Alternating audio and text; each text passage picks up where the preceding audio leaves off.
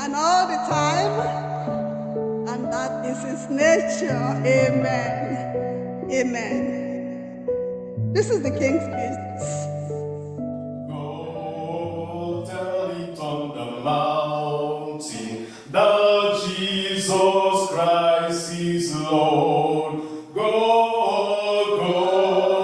tell it on the mountain. Oh, Father, His Son, everywhere.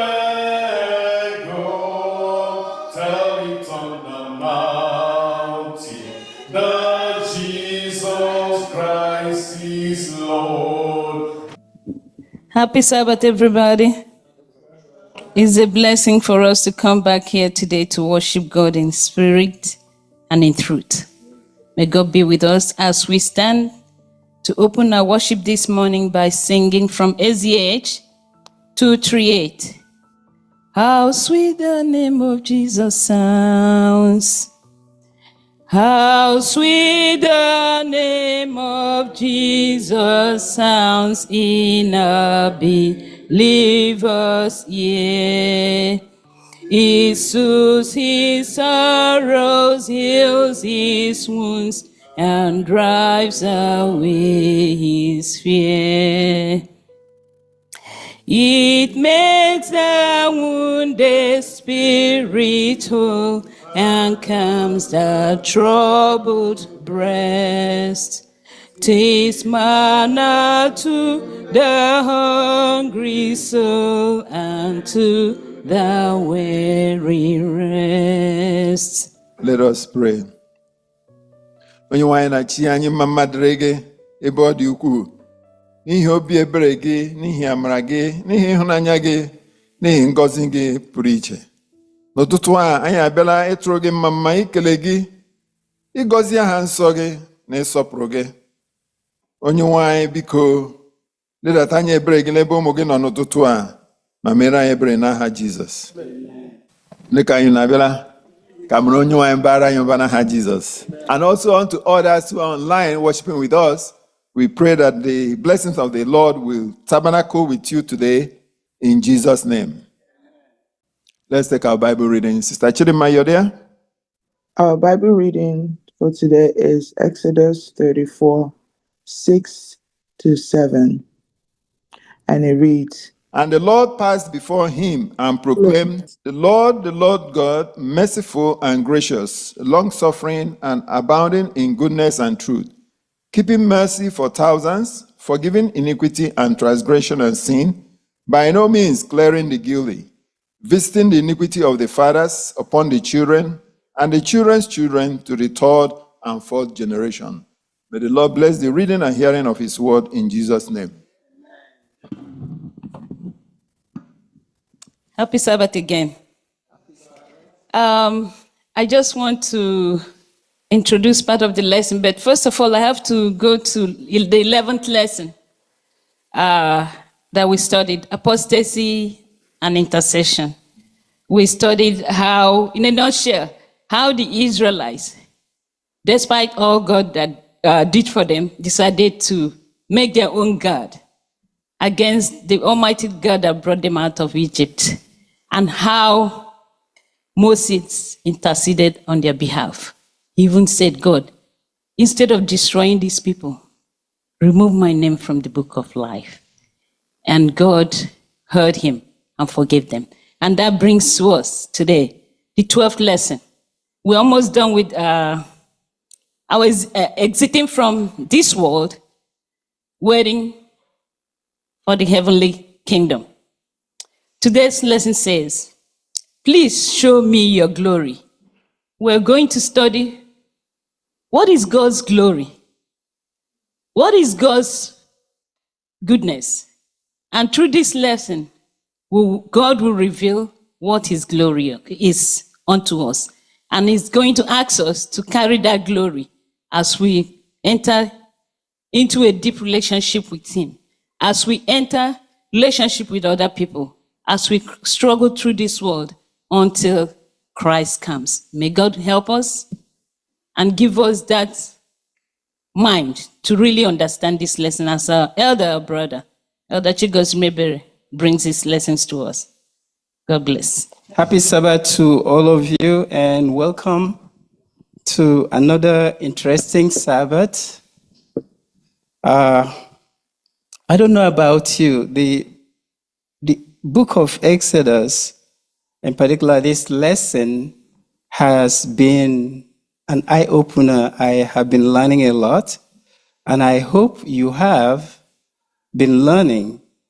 This is a journey of eternity, and this is not the first time we have learned this, but each time it comes, it looks like each writer writes differently and gets new revelation that we are sharing. So I am excited, and I hope you are excited to study. Please show me your glory. And that is the request that Moses made. But just like as the superintendents have said, you cannot study this lesson alone without linking it to the last lesson that we studied last week, where Moses was interceding for his people. And we saw the meekness, we saw how lowly-hearted and how unselfish Moses was, interceding for his people. So after that transgression of making a golden calf image, Moses again goes to the mountain to plead with the Lord. He goes again pleading because he has a knowledge of the perversity of the people that God has given him to lead. He knows them. He knows what they can do. So Moses alone was alone when this sin was being committed. He is the one that came back in his righteous indignation, broke the Ten Commandments. He is the one that burnt the golden calf, ground it and then gave them to drink. He is the only one. Everybody else is apart from Moses. And he's the one that is really, really upset with what is going on. Moses, in the same way, knew his own unworthiness. He knew he wasn't perfect. He knew he was unfit for the great work that the Lord is asking him to do. So he didn't know where to go. He's done. Because the Lord has told him or told them that he would not go with them. So Moses is torn. He doesn't know his left or right here. And you know why? Because Moses knows from the beginning that it is God that has been doing all the miracles. All the leading, even though Moses is front and center about everything, but he knows that he doesn't have the power to have executed all these things that are happening. So Moses is torn apart. He doesn't know what to do. So here he goes again, taking a trip to the mountain to plead with the Lord. Also last week's lesson, an interesting part of it was that the Lord said, "Let me alone. Leave me alone so that I can destroy these people." And when we were young, if we cause some trouble, we run to a big person to protect us. While somebody is chasing us, we run and they hide behind that person. And the person that's chasing you gets to that place, he doesn't bully or knock down everyone. He doesn't bamboozle the big man because he's a big man. He waits and then said, "Let me alone so that I can beat him up." So, when that's happening, when that is said, you are encouraging, one way or another, encouraging intercession. So here, the Lord is telling Moses, "Let me alone so that I can destroy these people and make you and form a generation from you. God, in one way, was encouraging intercession. And this is an intercessory prayer that no one else could give but Moses. So God was telling Moses, leave me alone to destroy these people right now. In other words, he was encouraging Moses to intercede. God wasn't going to do that, I am not sure. So here comes Moses interceding. And, just doing it just the way God expected. So God listened to his pleadings, and he granted his unselfish request. So God has proved that his servant, and while he was doing this, he has already looked into the heart of his servant, and he knows that this was sincere, and God granted, the request that Moses made. And today, the introductory part of our lesson is actually encouraging us to be like Moses, to continue to learn spiritually each day. As Moses developed and moved on each step and each segment of his ministry, he was there making sure that God was with him. And as we'll see in this lesson today, he progressed, and as he made, his progresses, he was making sure that God was just around there with him to intercede or to guide him as he is doing, as he's working with him. So I don't know if anyone has anything on the introduction so far to add to the lesson. If not, we are going to the next slide. So this is our memory text. And the Lord passed before him and proclaimed, The Lord God, merciful and gracious, long-suffering and abounding in goodness and truth, keeping mercy for thousands, forgiving iniquity and transgression and sin, by no means clearing the guilty, visiting the iniquity of the fathers upon the children and children's children, to the third and the fourth generation. So we will not discuss this now because we will again see it in our lesson, somewhere in our lesson. So there is no doubt that Moses, had become friends with God. And this went on for a long time, for as much as we will see in this lesson today. It's not just as we are seeing it. God had, a relationship with Moses. And I would even go further to say, right from the womb, God knew who he was going to be. But as much as we know it, God started a long relationship with Moses. And I don't know if Moses knew. And so if we look at Moses and the history of Moses, you will see that when Moses was picked up from River Nile, he was taken to the mother. And the mother, I am sure, when we were in Nepal, we were told that the mother was telling him, you are a Jew, you are a Jew, you are a Jew. Don't forget that. But there are other things the mother was telling him. He was telling him, we have a wonderful God that we serve. This God is like no other God. So don't you ever deviate. This is the God I want you to serve. And when you tell little kids things, they understand. Even though we don't respond or they don't respond, believe me, hearing is there and they internalize them. We have a wonderful God. It's not the God of the Egyptians that we are in. We have a wonderful God that we serve, and that actually was internal to Moses.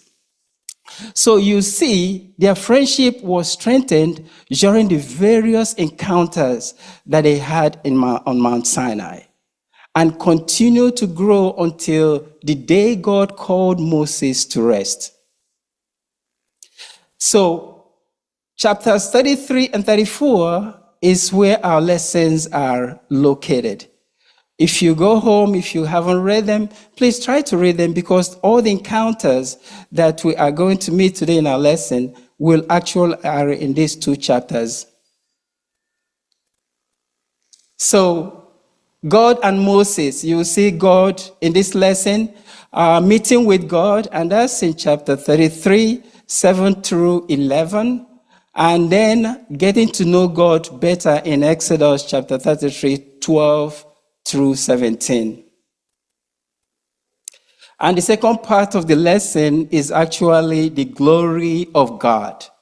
The desire to know the glory of God in Exodus chapter 33, 18 through 23. And then the vision of the glory of God, Exodus 34, 1 to 28.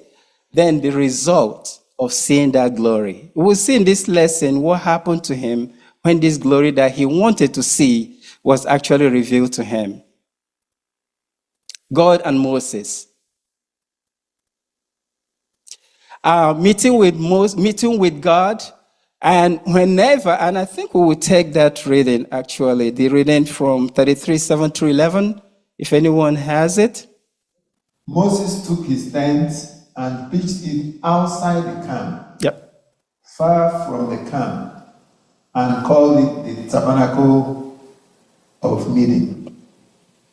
And it came to pass that everyone who saw the Lord went out to the tabernacle of meeting, which was outside the camp. So it was, whenever Moses went out to the tabernacle, that all the people rose, and each man stood at his tent door and watched Moses until he had gone into the tabernacle. And it came to pass when Moses entered the tabernacle that the pillar of cloud descended and stood at the door of the tabernacle, and the Lord talked with Moses. All the people saw the pillar of cloud standing at the tabernacle door, and all the people rose and worshipped, each man in his tent door. Thank you so much. So why did Moses build the tent of meeting? What do you understand from that text? He wanted a place privately to be able to communicate, commune with God. He wanted a place privately where he would be able to commune with God quietly and hear God and speak to him and see him face to face, not physical face to face. Very good. He wanted that close communication that he's been having. And, there are schedules, to go to the mountain to meet God. And we'll see that most times he was there for 40 days, meeting with the Lord. But I would assume that this tent of meeting was daily when he would have to meet with the Lord. Remember, they are friends. And the lesson tells us that if you have a friend, you share everything with your friend. And your friend has that confidence to know not to share what you have shared with me with another person. So they were real friends. And the more you meet your friend, the more you get to know your friend, the more you get to learn your friend. Believe me, if you have a friend that you are not communicating with, I am not sure if you would know that friend very well. So friends talk to each other, and friends share things, that are important. So, and whenever Moses entered the tabernacle, the pillar of cloud came down and stood at the door of the tabernacle, and the Lord spoke with Moses. The pillar of cloud that we have been reading about in Exodus that guided them through the day to cover them, so that the sun doesn't smear them in the daytime. And in the night, it becomes a moon or light that shows them the light. That pillar comes down. And this is when Moses then walks in and talks to God. And then people in their different tents will then look at it. And then there is this awe that comes into them, and they bow down and they worship at the same time. So Moses will go into the tent, and then he will bow down, and then he will talk with his friend. And this lesson says that they talked to God face to face. And that clarification here is that face to face is actually telling us that they did not talk physically like we are talking about it, but there was a fluid dialogue. There is exchange of, conversation, but it was just fluid, but there was no face-to-face talk. So that clarification is right there. And so the relationship between God and Moses gradually intensified, as I said in the beginning of the lesson. So that lesson, we will see that Moses, God inspired Moses to write the book of Job and Genesis. And this is the time that Moses was in exile in Midian. And I did not know that you can be in exile and be writing a book. So God inspired him to write that book at the time. And then the burning bush. At the same time that Moses was taking care of the sheep of his father-in-law, Jethro, God appeared to him. And you see, from writing a book, and now there is a burning bush, God appearing to him again. Then Moses saw how God defeated the Egyptian gods. And those were miracles that we look at and we say, wow, how did this happen? Even though they were replicated by the other magicians, but we saw at a point they couldn't do anything any longer because God was there, who is stronger than any other God. Moses also witnessed the parting of the Red Sea to free Israel. If there was no other magic, if there was nothing else that touched you, I don't know. I go through Atlantic Ocean all the time, and I said, how is that possible? And if you look at the depth of the ocean or that Red Sea, you will wonder how God did that. And it's just possible for God to do anything. So that relationship continued after the parting of the Red Sea. He watched God lead Israel to Sinai. After crossing over to the other side of the sea, God now leads them with their cattle, with the weak, with the elderly, with everything they had. Nothing was left. And you're looking back, the Egyptians have drowned in that same sea that you passed through. He spent 40 full days together on the mountain, and we learned about it last week.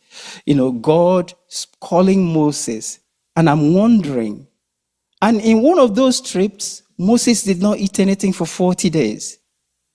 God sustained him. I am not Moses, and I wish I was Moses. I would have a good evidence to know that I serve a real God. This is not artificial. This is not a mirage. This is somebody. And in one of those cases, when he went up with the elders, he actually showed them his feet. And God is real. They saw his feet. They saw that this was a human being. And there is no way to believe that God says that I have created you in my own image and in my likeness. So just the way we are is how God is.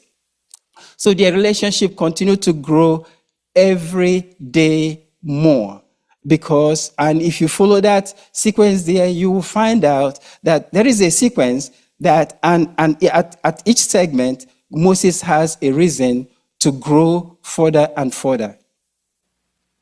So Moses became a faithful servant of God. In Hebrews chapter 3, verse 5, he says he became an inextinguishable beacon in darkness and an exemplary prophet.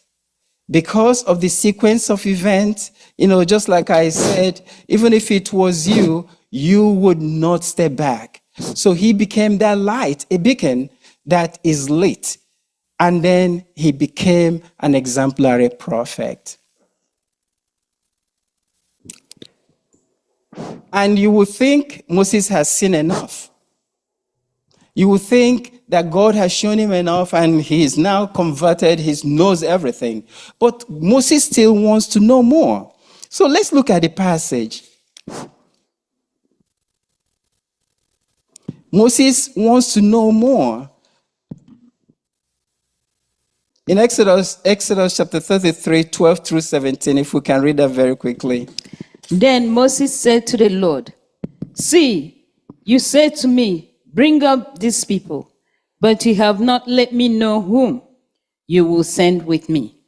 Yet you have said, I know you by name, and you have also found grace in my sight. Now, therefore I pray, if I have found grace in your sight, show me now your way, that I may know you, and that I may find grace in your sight. And consider this, that this nation is your people." And he said, "My presence will go with you, and I will give you rest." Then he said to him, "If your presence does not go with us, do not bring us up from here. For how then will it be known that your people and I have found grace in your sight, except you go with us? So we shall be separate, people. We shall be separate, your people and I, from all the people who are upon the face of the earth." So the Lord said to Moses, "I will also do this thing that you have spoken, for you have found grace in my sight, and I know you by name." Yes. Amen. If you are pleased with me, show me your way. And I thought Moses already knew God. If you are pleased with me, show me your way. So God has said, I'm not going with you. So Moses wants to dig deeper to find out God's way. So that interesting conversation is what was just read. So let's look at it. God is saying, you are my friend and you have my favor. And what does Moses say? Moses says, it is really so. If it's really so, show me your way that I may know you. Let's go again. God says, my presence will now go with you and I will give you rest. Again, Moses says, if your presence does not go with us, do not send us from here. Let's go again. Moses again says, if you don't come with us, how will anyone know that you are pleased with me? Remember, God has already said he's pleased with him. And God says, okay, I will do what you have asked. Because you have my favor and I consider you my friend. What a dialogue. For a mortal, a mere man, actually having this conversation and this dialogue with the creator of the whole universe. So Moses has spent 40 days with God receiving the 10 commandments and instructions for building the sanctuary. Now he was once again before God interceding for the people. He seemed to know God quite well, for he spoke very familiarly with him. So in what sense, then, did he need to know him more? And we read about it. What did he want to know about God? He wants God to show him his way, right? So he wants to know more. He wants to know more. So we also want to ask ourselves, where are we in our journey? What do we want to know? Remember, friends stay together. And if you're not in that close relationship with him, if you are not at the different stages that you need to be at all times, then you do not know where you are. So wherever we are, we have to ask God to show us your way. And we can only find out God's way by researching the scriptures and learning. Moses was researching and he knows where he was, and he wanted to ask God to show me more. I need to see more. I need to know more, about what, who you are, your ways I want to know. So my question to you is, what is the difference between knowing God, knowing about God, and then knowing God? I think knowing about God is just you, like literally you, maybe you have scriptural knowledge, you have the book knowledge, but knowing God is having a personal experience with God. Being able to communicate with God, having a personal experience yourself for you to be able to say, yes, I really know God. Thank you. Yes. And also allowing God that you know to reveal his character in you to others around you. Yes. Practically, when we go to school, there are some courses you do. You do the theoretical one, and Yes. then you go and do the practical. Or they give you 1 year IT or 2 year IT. They want you to really know it. Very good. Yeah, if I may contribute. Yes. Besides, let us note that before this time, like we've been taught, Moses had a lot of things had been revealed to Moses, hence the book he was writing, Yes. or he wrote, you see. So from what he had written before this time, he has gotten, some certain knowledge about God. And with what he is seeing, he's seeing that it is so vast, he has not known that much. And that is why he must have been asking for more, to know more. You see, a Christian, whatever thing you have known already, as long as you have love for things pertaining God, you will discover that there are certain things you do not know already. You will be eager. You see, your spirit will be pushing you. What about this kind of thing? What about this kind of thing? And I think that's what happened to Moses. And then you ask God, I want to know more about him. Thank you so much. All your answers are correct. So Moses needed to know God in a deeper, personal, and transformative way. So that's what he was looking for. So sometimes you still feel, I know this thing, but you still feel empty. There is something missing there. What is that missing link? What is that thing you have not acquired? So it's that deeper, personal, transformative knowledge that is beyond knowing, just knowing the facts or even experiencing power, because he has experienced power already. So he wanted that deeper, personal, transformative knowledge that he needed to know, not just informing his mind, but transform his very being. So Moses needed that deep, transformative, change in him, and that's what Moses was looking for.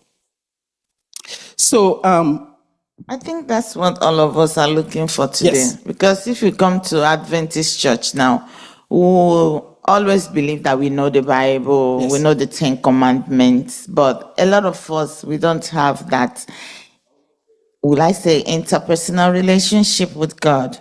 We have not experienced him. I think all of us, just like Moses, are seeking to know more about God, know more of God, right? That's the word. Yes. And I think you will know it. We come in sometimes come to church one morning and you feel that, you're studying enough, you're learning enough, but still there is something missing. And I think that's how Moses felt. There is something missing. I don't know him. It will be impossible for us to know all about God. But as much as we can, let God continue to reveal him. But remember that you just must be close to him so that he can, and asking him, if you hunger and thirst for God, he will reveal to you. So the glory of God is where we are. Glory of God. We are not connected. Segment of our lesson. And in our lesson study, it just says, please show me your glory. So that, that's where we are. So there is this desire for Moses to know the glory of God. Let's take the reading from 33, 18 through 23. All right, so it says, and he said, please show me your glory. Then he said, I will make all my goodness pass before you, and I will proclaim the name of the Lord before you. I'll be gracious to whom I will be gracious, and I will have compassion on whom I will have compassion.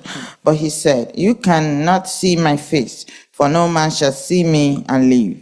And the Lord said, here is a place by me, and you shall stand on the rock. So it shall be, while my glory passes by, that I will put you in the cleft of the rock, and will cover you with my hand while I pass by. Then I will take away my hand, and you shall see my back, but my face shall not be seen. Thank you so much.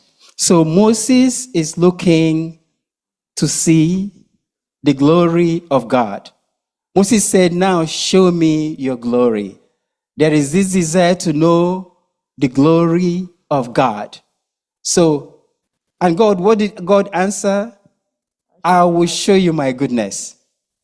And God showed him his character. And that's in Exodus 34, 6-7.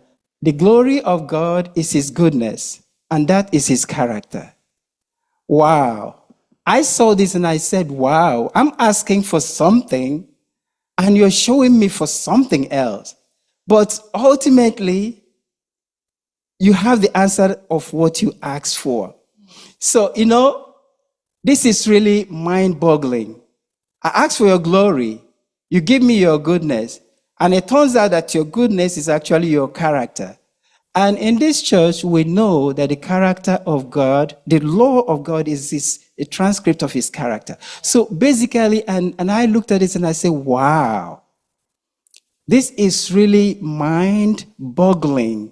And when you look, and E.G. White also adds that God's glory consists of also empowering his children, embracing repentant sinners, and providing everything necessary for their transformation. Where are we? God is showing you, if you look at the condition of the children of Israel at this time, God is just giving Moses what he needs at this time. He is giving them the power. He's telling them, I have the power to forgive repentant sinners. And this is why Moses went to the mountain in the first place. So, thus, our own glory will be to reflect the character of Christ.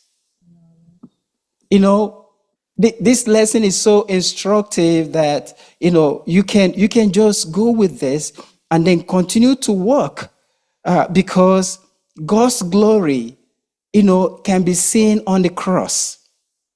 When he died on the cross, we can see that was his character. He came here to die for those sinners, and that revealed his character, and he was glorified just on that cross. And as Christians here, focusing on the cross each time of the day is what we need to do, knowing that is the glory of God, and that actually is his character. So when we look at the cross, we have the greatest revelation of God's glory, his goodness, and his character. As Christians, I think that's what we need to do every single day, knowing that God's glory is on that cross. I know some people carry the cross and then put it everywhere, but that's not the focus we need. And when we focus and look upon Jesus, and then he will reveal mysterious things that are there, on the cross. So the character of God is loving, just, holy, wise, gracious, compassionate, merciful, kind, forgiving rebellion, long-suffering, slow to anger, faithful. And I talked about forgiving rebellion and sin.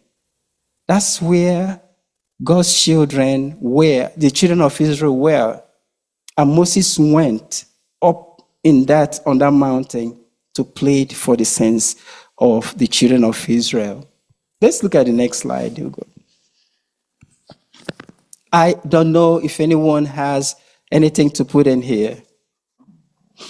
And one other thing that I, just wanted to mention, it says sometimes in this church, we say, God is good. And we say all the time, God is good. And that is what? His nature. That is his character. His nature is his character. We say it, without knowing. When we say God is good all the time, and all the time God is good, and that is his character. I think nature just sounds better, and that's why it's there. So God is good all the time, and that is his nature. God is good, and that will not change. Do we have any contribution to that section? Okay, so let's look at that vision. He has now known God's glory. And God has told him that his glory that he's looking for is actually his character, and he saw it. So let's look at that vision now. So let's take that reading also, 34. I don't think we're going to read that. That's a big passage. Let's go ahead. Let's see where we can stop. Chapter 34, 1.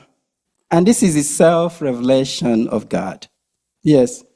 And the Lord said to Moses, cut 2 tablets of stone like the first ones, and I will write on these tablets the words that were on the first tablets which you broke. So be ready in the morning and come up in the morning to Mount Sinai and present yourself to me there on the top of the mountain. And no man shall come up with you, and let no man be seen throughout all the mountain. Let neither flocks nor herds feed before that mountain. So he cut 2 tablets of stone like the first ones. Then Moses rose early in the morning and went up Mount Sinai, as the Lord had commanded him. And he took in his hand the 2 tablets of stone. Now the Lord descended in the cloud and stood with him there, and proclaimed the name of the Lord. And the Lord passed before him and proclaimed, the Lord God, merciful and gracious, long-suffering and abounding in goodness and truth. 7. Keeping mercy for thousands, forgiving iniquity and transgression and sin, by no means clearing the guilty, visiting the iniquity of fathers upon the children and the children's children to the 3rd and 4th generation. So Moses made haste and bowed his head toward the earth and worshipped. Thank you so much. It's a long paragraph, a passage, but we know what is going on here. He's now on the mountain, to ask for more, asking for to see God's glory. So the vision of that glory, and he passed in front of Moses, proclaiming the Lord, the compassionate, gracious, slow to anger, abounding in abounding in love and faithfulness. So God is now revealing that glory to Moses. And in that passage, we can see that why he went up there was just to ask for that. And you are asking for something, and it's being revealed to you right there and then. But I know, at the end of that passage where it says, I'll visit the iniquity of 3rd and 4th generations. And it's a little confusing sometimes that people think that God is not merciful because he's visiting the iniquity of generations. But if let's look at Ezekiel 18 verse 20 quickly, and somebody else, Jeremiah 31:30. The soul whose sins shall die, the son shall not bear the guilt of the father, nor the father bear the guilt of the son. The righteousness of the righteous shall be upon himself, and the wickedness of the wicked shall be upon herself. Thank you so much. Let's look at Jeremiah 31:30. But everyone shall die for his own iniquity. Every man who eats the sour grapes, his teeth shall be set on edge.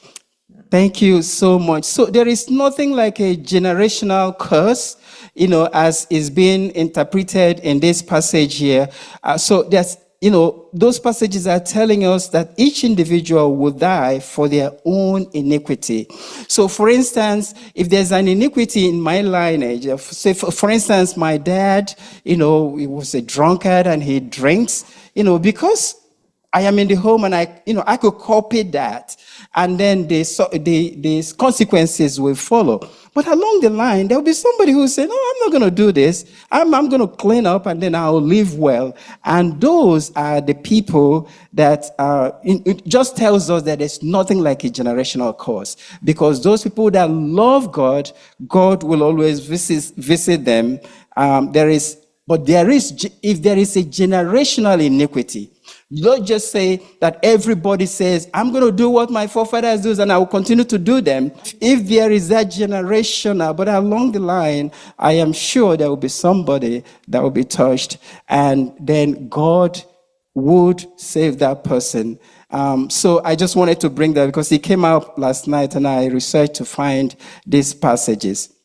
Okay, so sorry, Sam, before you go further. So Exodus chapter 20, verse 5, that says, for I, the Lord God, I am a jealous God, visiting the iniquities of the fathers upon the children to the third and fourth generation of those who hate me. That's what I just explained. That's misinterpretation of that passage. You remember, we have to, what is it now? We have to interpret passages by passages. When you look at one passage, you go to another passage for that same subject, you will find out that Ezekiel and Jeremiah is saying that there is nothing like a generational curse. Teacher, let me help you there. Yes. From what she read, the last area says, those who hate. Yes. So we just explained it. If Yes. you continue the same pattern, it will follow you. Yes. And if you decide to change, then there will be a change. It will not happen the same way. So why will somebody, for example now, why will I drink while I'm pregnant and it will affect my child? So What is the sin of that child? What has the child committed? That's the side effect of my sin. So God is visiting me. That's my... So how is God iniquity. No, wait a minute. It's transferred to them. No, God, how can you say how is God doing that? Okay, so because I have seen it a lot, you do something, yeah, for Omong. We hear that a lot now. It happens now. Okay, so let's go to the next slide. So Okay. so God please, showed before Moses you go, his glory. The seventh occasion he came up to the mountain, and what times and for what purpose did Moses present himself? So we know why. So he was there. So the first time he went up there to receive the basis of the covenant. That's in Exodus 19, 3-7. The second time he was up there, he was there to give people's response. Remember when they said, all that the Lord has said, we will do. So he went up. That's in Exodus 19, 8-14. Number 3, he went up there to receive instructions. Exodus 19, 20-25. The next 4 time, he went there to receive the complementary laws. And that's in Exodus 20, 21, 24-3. And then the 5th time, he went to receive the 10 commandments written by the finger of God and the pattern of the sanctuary. And that's in Exodus 24:12. Let's look at the 6th time. He went there to intercede for the sin of the golden calf in Exodus chapter 32, verse 30. The 7th time, so that God could show him his glory and receive new tablets with the 10 commandments. And that's the lesson we are studying today. That's the 7th time he went up there. And we see a picture there depicting, how God hid Moses because he wanted to see God. And God said, no man can see me. And again, this is a passage that people misinterpret because we have read, face to face in 31:11. Here God is saying, no man can see. And that really cancels that. Even if you wanted to argue along that side, he said, no man, which means there was that, logical dialogue that they were having face to face, but God is in a cloud. So So the vision of God's glory proved to be a self-proclamation of God's character, which we have read. So at this glimpse of God's love, Moses worshipped. Eventually, God reaffirmed the covenant with Israel and forgave the calf incident. So we can see Moses interceding for his people. You know, every Sabbath, we bring up somebody here to do intercessory prayer. And this is so important to know that you are actually carrying the weight, the burden of the members of this church anytime you kneel down here. And I wish everybody would know it and will hear it, that it is what Moses did. And because Moses was able to intercede for the children of Israel, and that sin that they committed that was heinous was forgiven. I was saying, this Moses was doing too much. Oh. Yes, because in our world today, you have seen this man has done a lot of things for you. You are still asking for more.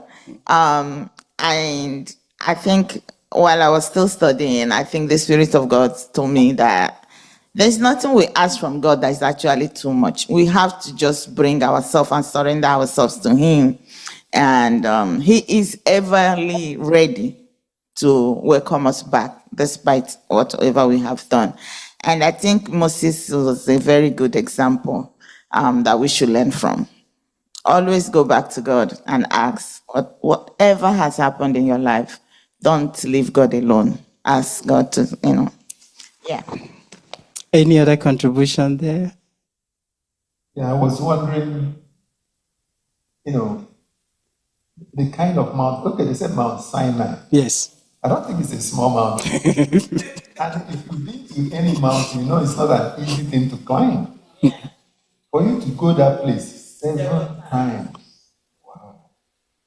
That was It's and the instruction was wake up early in the morning and start coming up. There'll be no cattle and nobody else close to that mountain. Just reading this, and I'm wondering how their information passed to thousands of people, and everybody obeyed it. Nobody, no errant person. You didn't hear anybody that was close to that mountain. So God is wonderful, and when we study His Word, we just need to be in awe, because this is really showing me a lot. So Moses has now seen the glory of God. We didn't talk about God covering him in the cleft of the mountain. Remember, he wanted to see. God said, you can't. I'm going to just place you, there's a crevice there, and I'm going to put you in that crevice, and I'll put my hand to cover you. If you go back one slide back, please, Ugo. If I'm going to put my hand back there to cover you. And if you look at that picture, God's hand is not like as big as a wall, a house. It's not that big. It's still a human hand. And when we were discussing this lesson yesterday with my sister and my mom, I think one of them asked, how big is God's hand? So, and I said, well, it's still a human hand. If we can cover the sun with our hand, if we don't want the sun to smite our faces, that's God's hand. And in the picture is depicting that it's just God's hand that's covering Moses in that crevice. So God is real. And I think when we are changed and then we will be with Him, we will find out that we were actually created in His image. Yes, because we have then been changed. And then we are not in the sinful form that we are now. The reason why we can't see Him is because we are just sinful. So let's go to the next slide. So what will be the result of seeing God? Because Moses has seen the back of God walk past and He covered him this way. Let's look at the result of seeing the glory of God. And let's take that reading also. I think we still have time. 34, 29 through 35. Now it was so, when Moses came down from Mount Sinai, and the 2 tablets of the testimony were in Moses' hand when he came down from the mountain, that Moses did not know that the skin of his face shone while he talked with him. So when Aaron and all the children of Israel saw Moses, behold, the skin of his face shone, and they were afraid to come near him. Then Moses called to them, and Aaron and all the rulers of the congregation returned to him, and Moses talked with them. Afterward, all the children of Israel came near, and he gave them as commandments all that the Lord had spoken with him on Mount Sinai. And when Moses had finished speaking with them, he put a veil on his face. But whenever Moses went in before the Lord to speak with him, he would take the veil off until he came out. And when he would come out and speak to the children of Israel, whatever he had been commanded, and whenever the children of Israel saw the face of Moses, that the skin of Moses' face shone, then Moses would put the veil on his face again until he went in to speak with him. So what changed? He has been to the mountain 7th time, and this time he comes out, his face is shining. What changed? Because he saw the Lord. He has now seen God, and he has now rightly encountered him. So Moses hasn't known God all along. All this journey that he has had conversations with him, God has finally revealed his glory to him. And Moses bowed down. Moses has spoken with God face to face many times before. And until then, his face had never shone. What had changed? And we answered, and the scripture is actually telling us that change persisted over a long time. You see, I have been thinking, I did ask this question sometime in the past. Moses spending 40 days and 40 nights in the mountain with the Lord. Yep. What was he doing? I keep imagining what he was doing. And up till this time, when he went and his face started. So what has he been doing all along? What has been the communication between him and God all along? What was he doing those 40 days before him? Before his face began shine. Yes, Sister Olamide wants to say something. It's just like a moment when you're in the presence of God, because he was in the presence of God. And I'm very sure that Moses wouldn't want to come back, because nobody wants to be in the presence of God where you can imagine blissful atmosphere and all that in the presence of the creator of the universe, and you want to come back to this sinful world. No. Okay, so Excuse me. I think we also need to ask ourselves, what was Jesus doing the 40 days he spent in the wilderness? fasting and praying. Fasting and praying. So why didn't his face shine those times? No food at all. Okay. I think his face was just shining because he was able to see God face to face. Yes. Even though it was the back that he saw, right? Even though it is the back. Imagine if God had allowed him to see the face. Maybe the Israelites wouldn't have been able to stand. Yes. They would have died. Beholding him. He has had a special encounter with God this time. Very special encounter. Okay, so And let's not even look at it as Moses and everything. If you have a personal encounter with God, even Yes, in you this choose life in your now, life. people around you will know. It will show. Yes, something will change about you. People will even testify. This one don't change you. yes, Yeah, that's the shining. exactly. I mean, she's just told the rest of the lesson. Moses at this time, his friendship that started, I would say, right from the womb, has now reached maturity. Our friendship with the Lord will continue to stagnate. Will continue to be where we are if we are not digging deeper, for God to show us more. So he had contemplated God's glory and had been transformed by that glory. And he came out not knowing that his face was shining. That face the shining was only seen by those who are sinners, those who did not know. Moses did not know. And so the Bible tells us, let our light shine, so that people may see the light that is in us and then glorify our God who is in heaven. Remember, not glorifying ourselves. Because if we know that we are shining, then we will take glory for that. But that glory actually belongs to the God who is in heaven. And that's why they could not stand Moses. Moses has now reached that maturity, in his friendship with the Lord, and Moses had now arrived. God has revealed his glory to him. Do we have any more? So if we look at 2 Corinthians chapter 3, if we can do that quickly, chapter 3, 12 through 18, what Paul is re-echoing here, Paul is inviting us to imitate Moses and then contemplate on the glory of God to be transformed as he was. Let's read that. 2 Corinthians 3:12, right? Yes. To 18.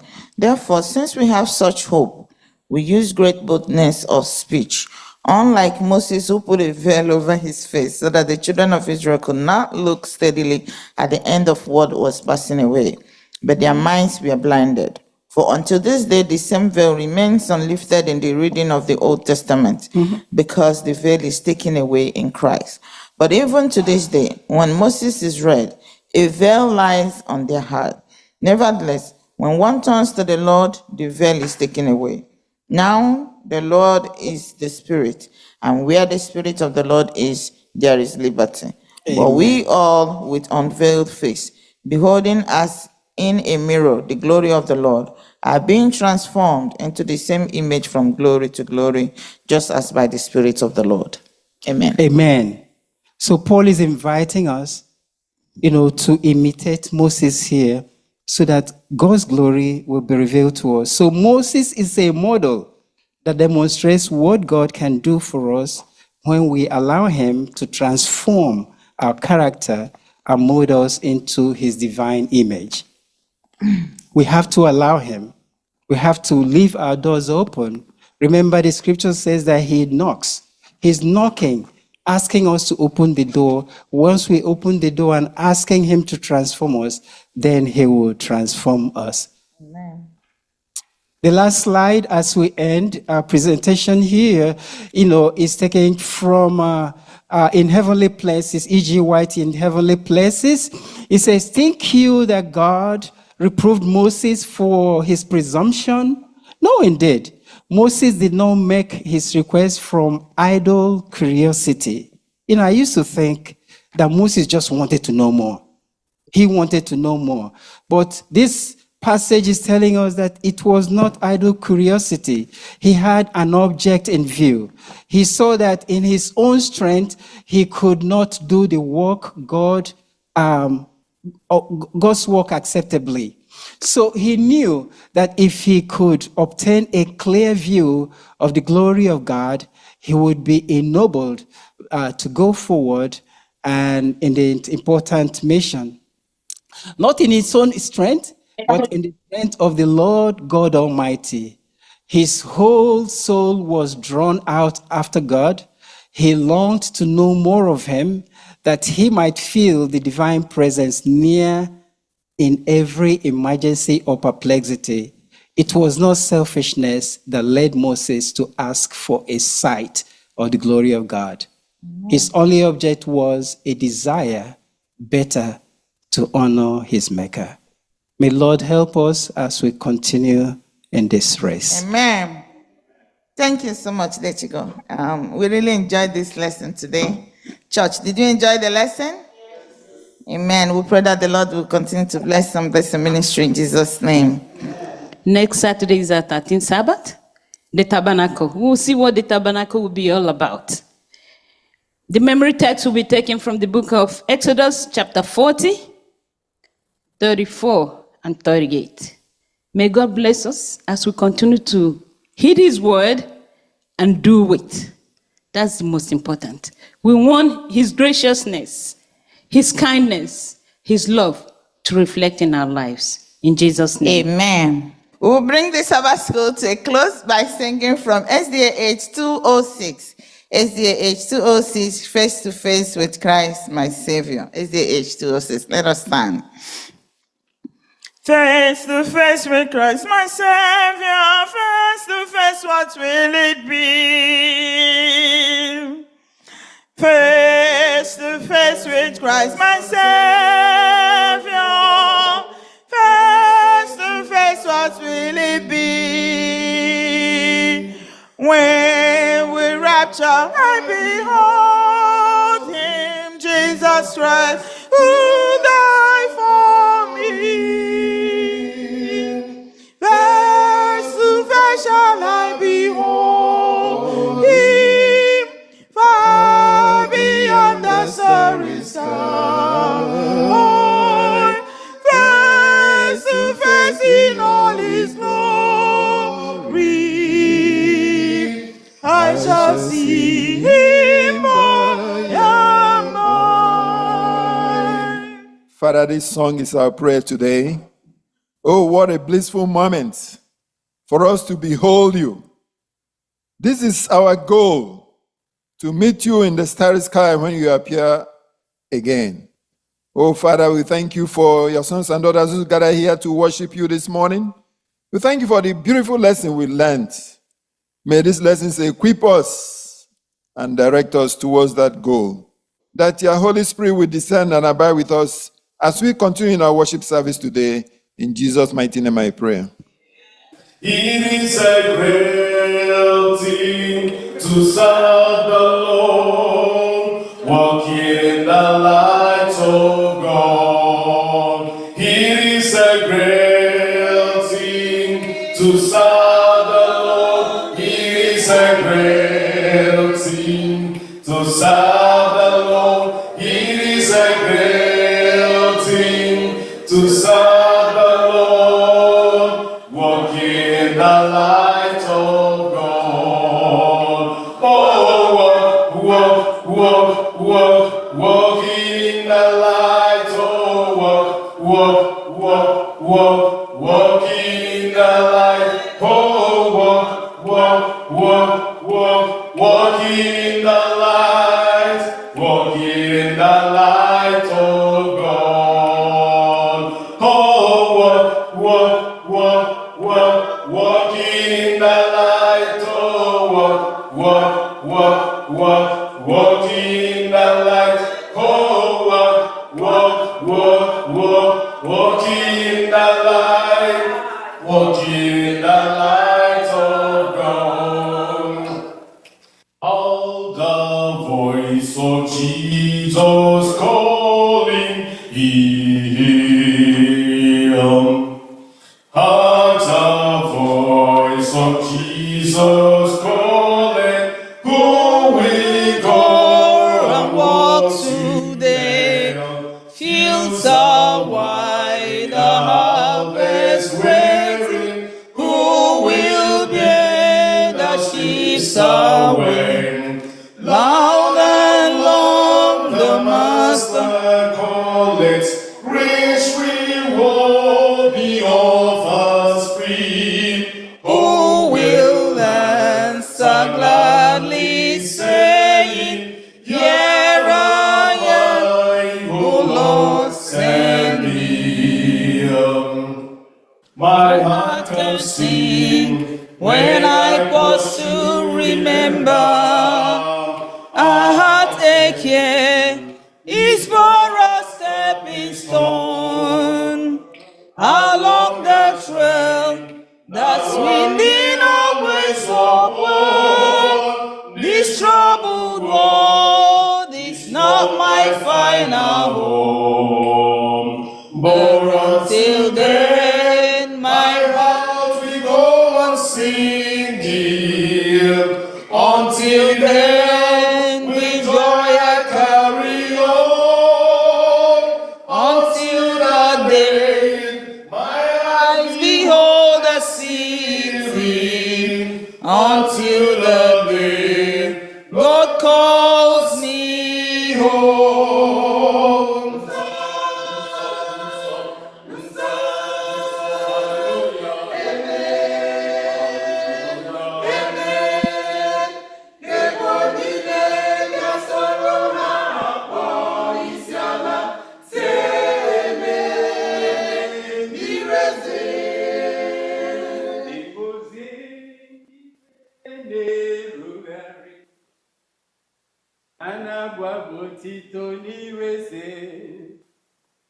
Ebonile wesoro ha akpọ isiala tie eme n'ireze. Nsọ, nsọ, hallelujah, hallelujah, amen. Ebonile wesoro ha akpọ isiala tie eme n'ireze. Nsọ, nsọ, nsọ, hallelujah, amen, hallelujah, amen. Ebonile bịasoro ha akpọ isiala tie eme n'ireze. Happy Sabbath, church. Our affirmation of faith is going to be taken from the book of Revelation, chapter 14, verse 6 to 7.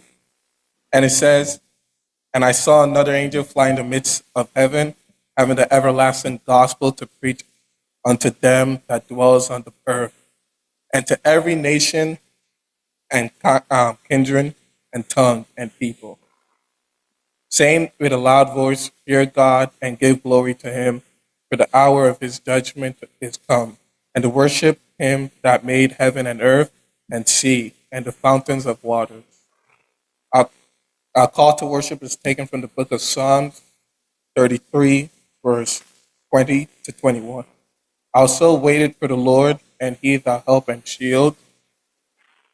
For our heart shall rejoice in him, because we have trust in his holy name. Let the mercy, O Lord, be upon us according to as we hope in thee. May God bless this reading in Jesus' name. Amen. Now, Oh, sweet, sweet Spirit, in this place,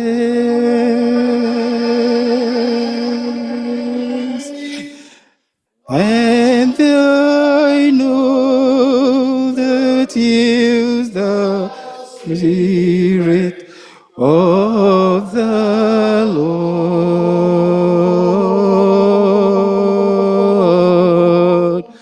There are sweet expressions on each face,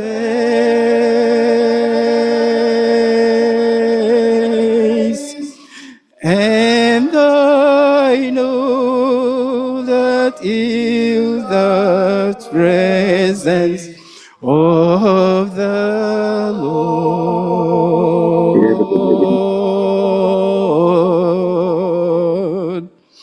Sweet Holy Spirit,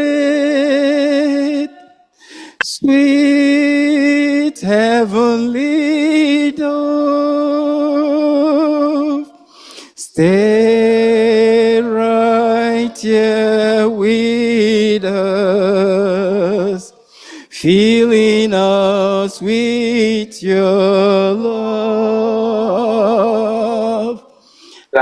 And for each blessings we lift our hearts in praise.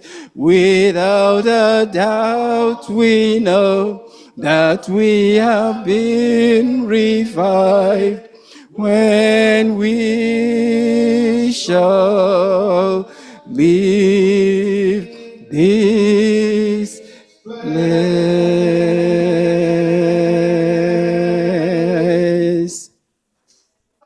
I come to thy God alone. While the dew is still on the roses, and the voice I hear calling on my ears, the Son of God discloses,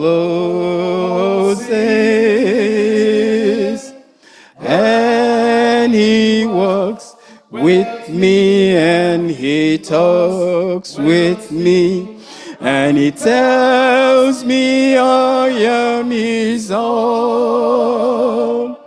And the joy we share as we tarry there, none other has ever known. Come ye disconsolate,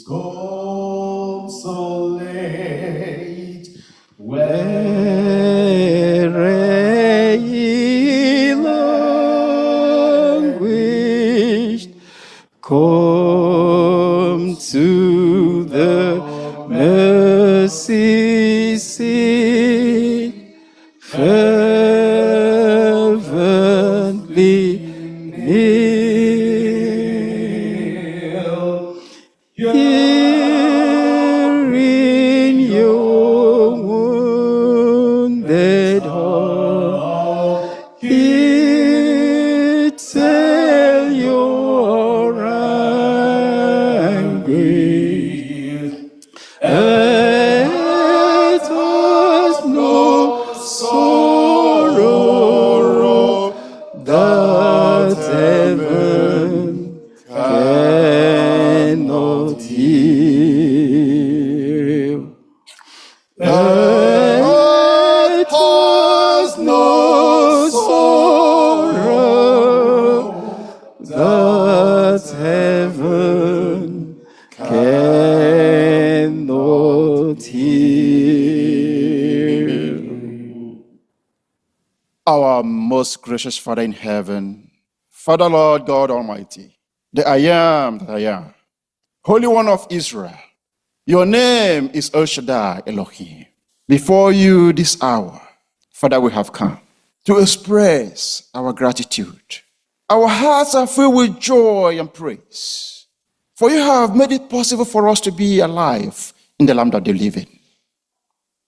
Not because of our own righteousness, not because of our own power, but through infinite love and mercy. Father, we have come thanking you. Say, may all glory, honor, and adoration be ascribed unto you in Jesus' name. Father, Lord, all throughout this week, a lot has happened. But you did not let anything consume our lives. We are not taking all these things for granted. But Father, we have come thanking you so that you continue to do more for your children. Father in heaven, it's your sinful children. We have come as we are. We are not in denial. We are all sinners. As we have come this hour, mighty everlasting God, laying all our burdens, our sins on your feet. And we are asking for you to look upon the cross of Calvary and have mercy upon us. Wash us with the blood of the Lamb, mighty God, and make us whiter than the snow in Jesus' name. your prayer, O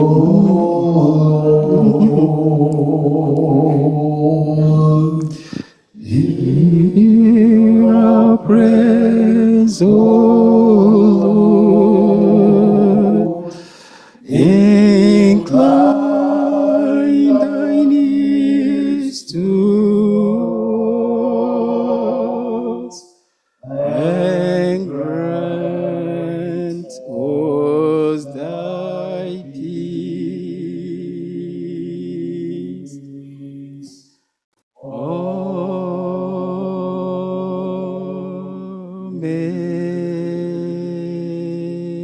Amen.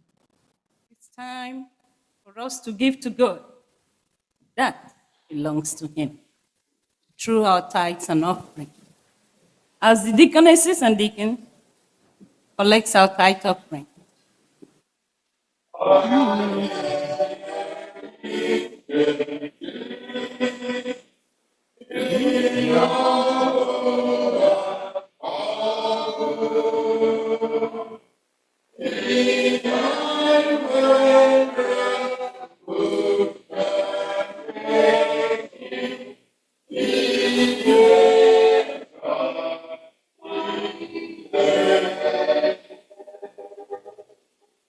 Let's pray. Our gracious and loving Father in heaven, Father, even if we don't have to thank you for anything, for the life you have given to us, for the jobs you have given to us, you afforded us this opportunity to bring that little that we have. We know we might not have given in the right way, but accept this little token and bless us. Have mercy upon us and teach us the need to give than to take. May thou answer our prayer in Jesus' name I pray. Our Bible reading will be taken from the book of John, chapter 4, from verses 10 through 22. It reads, Jesus answered and said to her, if you knew the gift of God and who it is who says to you, give me a drink, you would have to ask him, and you would have given him your living water. The woman said to him, sir, you have nothing to draw with, and the well is deep. Where then do you get the living water? Are you greater than our father Jacob, who gave us the well and drank from it, as well as his sons and his livestock? Jesus answered and said to her, whoever drinks of this water will thirst again, but whoever drinks of the water that I shall give him will never thirst. But the water that I shall give him will become in him a fountain of water, springing up into everlasting life. The woman said to him, sir, give me this water that I might not thirst, nor come here to draw. Jesus said to her, go, call your husband and come here. The woman answered and said, I have no husband. Jesus said to her, you have well said, I have no husband, for you have had 5 husbands, and the one whom you now have is not your husband, in that you speak truly. The woman said to him, sir, I perceive that you are a prophet. Our fathers worshipped on the mountain, and you Jews said that in Jerusalem is the place where one ought to worship. Jesus said to her, woman, believe me, the hour is coming when you will neither on this mountain nor in Jerusalem worship the Father. Will you worship what you do not know? We know that we worship, for salvation is of the Jews. May God bless this reading in Jesus' name.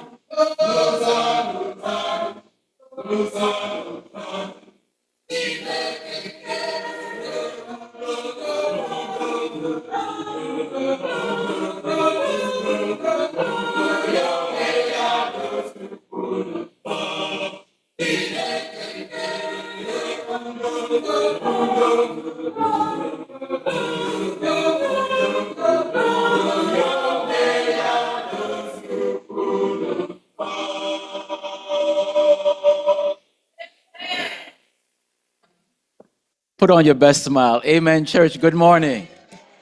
You know, I feel uncomfortable being up here because, you know, if I'm your brother, I'm not supposed to be up here. I'm going to come down there.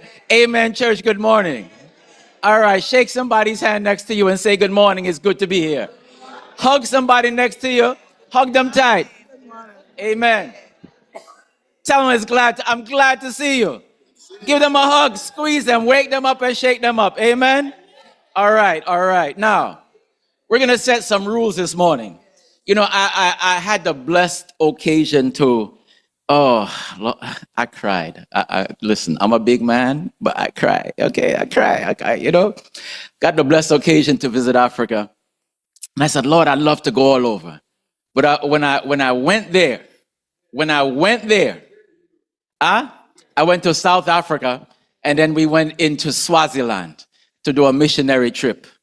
And when I went there, now I'm skinny, but I love food. What did I say, church? I'm skinny, but I love food. And we were eating the food, and it tastes so good. There was I don't like to use colors because colors don't describe people, nations. There was a Caucasian lady sitting next to me at the table. And when we were done eating, there was a little cucumber on the side of her plate. And the food tasted so good, the cucumber was a decoration. They made it like a little flower, amen? But the food tasted so good, she was curious. How did the cucumber taste? So she's she looked around and she didn't want to look bad because you want to leave something on the plate so you don't look like you're greedy. Amen? So she looked around and she waited till no one, and she threw the cucumber in her mouth. And she said, oh my goodness, that's the best cucumber I've ever tasted. She was from Washington State, amen? And she said it was so wonderful to get that good, natural, raw, produced, amen? It not second processed, and it was so. The other thing I loved in Africa was when I went and it was lunchtime, I'm so used to trying to help. You know, so I went among the women and I said, okay, you know, how can I help? And they said, get out. I said, I learned to say that from African when they go, I said, They said, get out. I said, what do you mean get out? They said, listen, you sit down, you go talk to the men, and we'll deal with what we deal with. We handle our business here in Africa. I said, okay, amen. So it's wonderful coming amongst you again. As you know, when was I here last year? Does anyone remember? It was last year, August. Yes, you all had a trip. It was like an outing or something like that. And you know, we were down in the basement at the time. And I remember coming up here because I was late again. I came to the door. I said, where's everybody? I hope they didn't leave because they were waiting. But they said, no, come brother, we're downstairs. But I take this as a sign that God is able to move you from the basement to the palace. Amen? Amen? So I feel blessed being here in the palace with you. You know, we want to have a blessed time together in God this morning. Can I stay down here or do I have to go back to prison? Should I go back to prison? Amen? It's all right? You know, I was praying and speaking with God when your pastor called me on Tuesday and said, you know, Brother Lance, can you come minister at First Igbo? Immediately I went into fasting and prayer with God. I said, God, you know, we have this big thing being promoted at North Bronx and I'm supposed to be there. Our pastor's not going to be there. I got to stand in his stead. And then, you know, also the personal ministries director couldn't fill in and the assistant pastor has so much. I said, where do I go? And he said, you go to be with my people. I said, well, North Bronx is your people? He said, no, you go to be with my people. Now, when I said it this morning, when I went up to pray, it's scripture. Now, this is not what we're talking about, but the topic that we're going to talk about, who did I say who did I say is going to talk about it? We. And that's not O-U-I. I'm not speaking French. Je parle un peu français, but I'm not speaking French. Okay?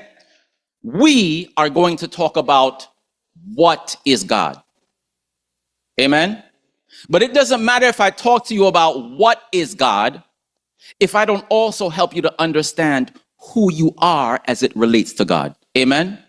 So this morning, as I mentioned Isaiah chapter 19, it's not what we're going to be speaking about today, but you need to understand who you are to God as Africa, as a people. And some people will say, oh, it's not Black History Month. No, no, no, no, no. Every day is history. Amen? In Isaiah chapter 19, towards the end, I don't want you to go there. I don't want you to go there because you can get lost in what God is saying there. In Isaiah chapter 19, God makes a statement where he says, the word that's translated into King James is Egypt. But when you read it in the original, it speaks of Cush and the descendants of Cush. And he says, you know, I've had various peoples, and he speaks about the peoples and what they've done. And in another book, when he's talking to Israel, he said, are you not like the children of the Ethiopians to me? You think you're the only ones I led? I led the children of Ethiopia also, and I gave them a promised land also. So if, in case you think you're acting up, Israel, you're not the only one that are my people. Amen? So in Isaiah chapter 19, he says, now here is why I will call the descendants of the Cushites. Don't go there. I'm telling you, you're going to get lost. Amen? Resist the temptation. I see some of y'all searching. Put your phones down in Jesus' name. He says, the reason I'm calling them is because they shall lift their hands in praise to God, and when they vow a vow, they will perform it. Let that sink in for a second. Now I said, God, are you serious? He said, Lance, do you remember the movie La Amistad? There's a movie called La Amistad. It's based on a true story about some Europeans who tried to enslave some Africans. Watch that movie. As they enslaved the Africans and they had them tied down, they did everything possible and figured out every way possible until they were able to free themselves. And when they freed themselves, they got up on the deck and they took over the boat. They took over their slave masters and they took over the boat. But because none of them had been sailors on the high seas, they tried to navigate. But then because they were being robbed and stolen, they tried to navigate. But some others came and they captured the boat and brought it to America. When they brought it to America, they made a case for why they should be brought back to Africa. They made a case. You think it's just now you're being lawyers and doctors? They made a case for why you should be brought back to Africa. And when they had to get a man who could translate. And they found a man who, he was a slave, but they couldn't hold him down. He learned so much that he ended up being a very noble person who can help the lawyer to translate what the Africans were saying. And when this white British lawyer was trying to help them in court to win their case, you know, he said to the African man, he said, okay,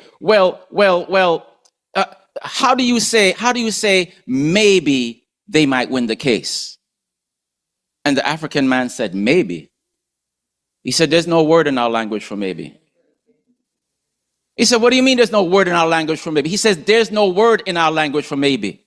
We are Africans. It's either we will do it or we will not do it.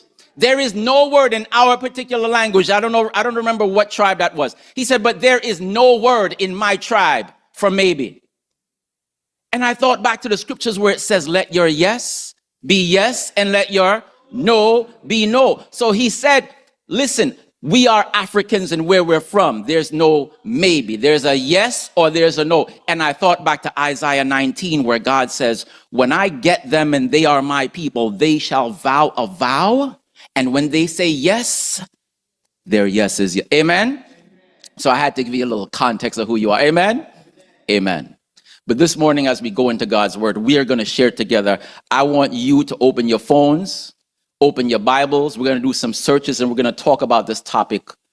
What is God? What is God? Now, for this prayer to begin, we're going to pray again because it's always good to speak with God. Amen. I'm going to ask one elder to pray a short prayer asking God to guide us in this study. The reason I'm asking for an elder is because the Bible says, if anyone needs healing, whether of the mind or the body of the spirit, ask for an elder, amen, to pray. So I'm going to ask for an elder to come now and pray as we, who's going in the word? We go in the word and we share. So one of the elders, as God moves you, Come and pray. Ask God to be with us. Let us pray. Heavenly Father, one more time we've gathered before you. And based on the authority of your word we are going to hear now, we pray that you speak to us now. Speak through your man servant. Grant us listening ears. And may your word help us and draw us more closer to you, not only to the people who are here in the sanctuary, many that are online hearing your message at this hour. Take all honor and glory for the revelation you are about to give. In Jesus' mighty name I pray. Amen. Let's start by setting some context and ask a question. How many times have you ever been online? Have you ever been online and someone is arguing about God with a non-believer, or a Christian is talking with a Muslim or someone, and you hear them give an answer and you go, that's foolish. I wish I was there to tell. If that was you, put your hand up. If you've ever done that when you're listening, put your hand. We're participating this morning. If you've ever watched a video or seen someone talking about God and you say, why is that person saying that about God? They must not know God. Amen? Amen? So this morning in John chapter 4, we know that typically people study that because that's the woman of the well and things of that nature. Amen? But Jesus said something here that we need to learn from. He showed the woman, yes, you know about God. And you may even know who God is. Everybody still with us? But to know who God is different than knowing what God is. Amen? So this morning, with the help of all of us, we're going to go into the scriptures to answer that question. What is God? So I'm going to put it out first before we let the scriptures answers and ask, where's some of these microphones? Because the people online who are comfortably watching, hopefully those of you who are watching online, amen, if you're comfortably watching, get involved as well too. In fact, if a media team is here and you post a question, get involved. How can we turn on these microphones? Because others will be speaking as well too. All right. So let me ask the first question. Who here in this church believes you know God very, very, very well? Put your hand up. Oh, don't be scared. Don't be scared now. Who in this church believes you know God very, very well? You know God well. You have a relationship with God. Put your hand up. Put your hand up. Oh, mercy, mercy. Media team, can you scan the camera around the church and show the people online? Everybody in church and 2 people say, I know God well. Amen?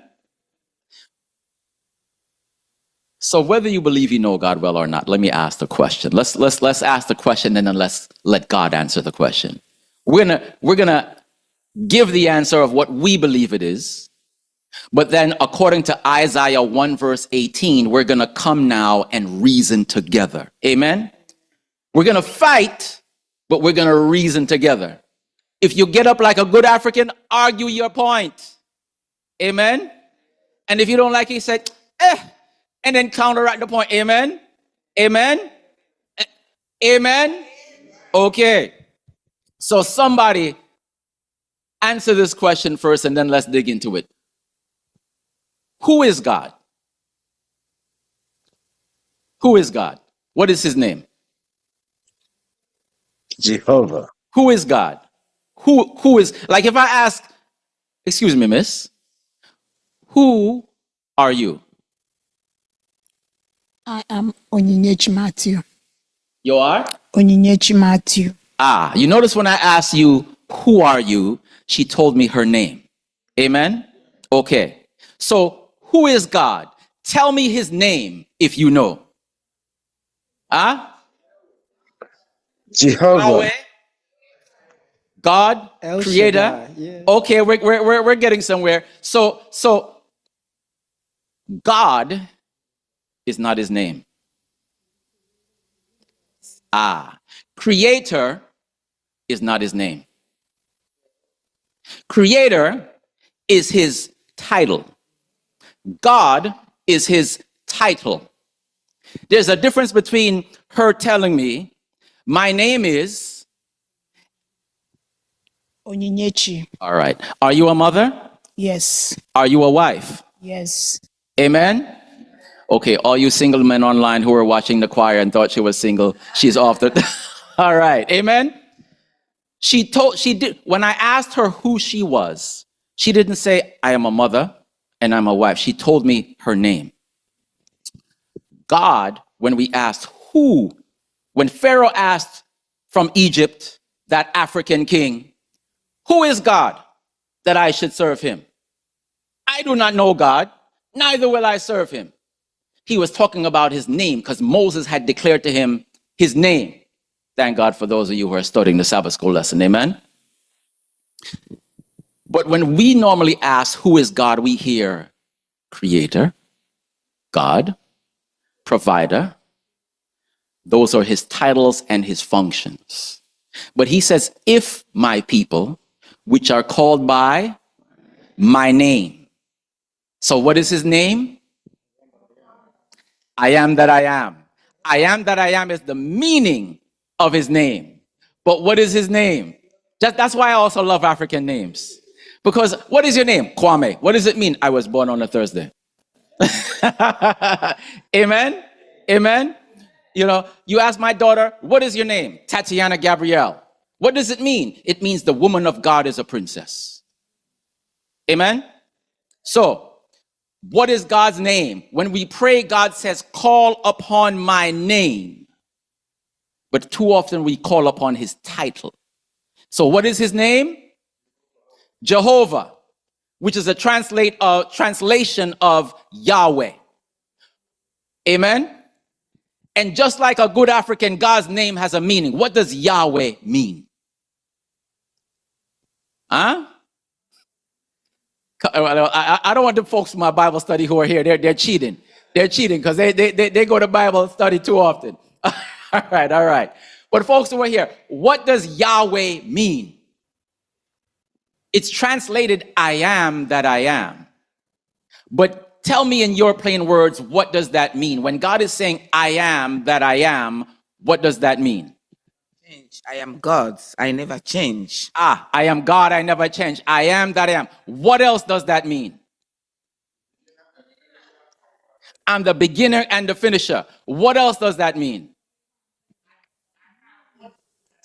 I am what you think I am. Amen. What else does that mean?